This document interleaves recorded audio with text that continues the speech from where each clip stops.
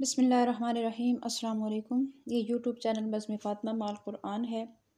اس میں ہم قرآن مجید کا لفظی ترجمہ اور مختصر تفسیر پڑھ رہے ہیں۔ اس کے علاوہ آپ کے پوچھے گئے فقہی سوالات کے جوابات اور مجرب وظائف بھی بتائے جاتے ہیں آپ کو۔ ہمارے پاس خواتین اور بچیاں آن لائن قرآن مجید ترجمہ تفسیر کے ساتھ اور ناظرہ تجوید کے ساتھ بھی پڑھ رہی ہیں۔ آپ بھی پڑھنا چاہیں تو کمنٹ میں لکھیے، آپ کو ہم اپنا واٹس ایپ نمبر دیں گے یا آپ اسکائپ، زوم، میسنجر وغیرہ پر بھی پڑھ سکتے ہیں۔ آج ہمارا سلسلہ ہے مجرب وظائف کا۔ دو بہنوں کے ہمیں سوال موصول ہوئے ہیں، آئزن نور اور انم خالق۔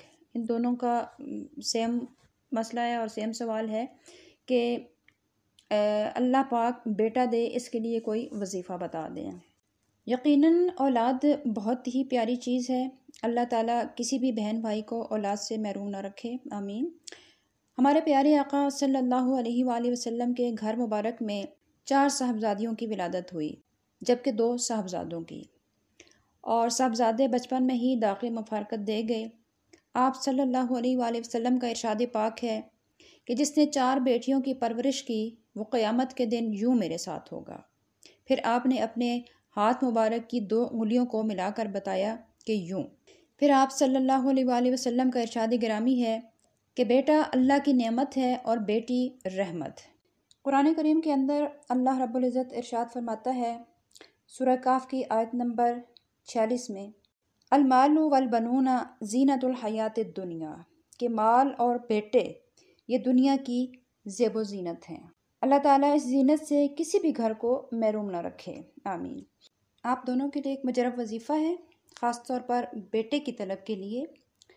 سورہ انبیاء کے اندر آیت نمبر 89 رب لا تذرنی فردا وانت خیر الوارثین۔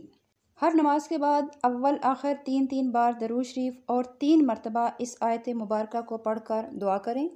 یہ وظیفہ میاں بیوی دونوں کریں تو زیادہ بہتر ہے، ورنہ کوئی ایک بھی کرے تو مجھے اپنے رب کریم سے امید ہے کہ وہ آپ کو مایوس نہیں کرے گا انشاءاللہ تعالی۔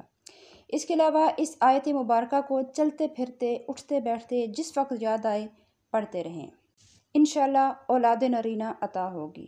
پھر جب اللہ تعالیٰ آپ کو بیٹا عطا فرما دے تو اس بیٹے کی اچھی تربیت کریں، اچھی پرورش کریں اور اس کو آپ ایک پکے والا مومن آدمی بنائیں انشاءاللہ۔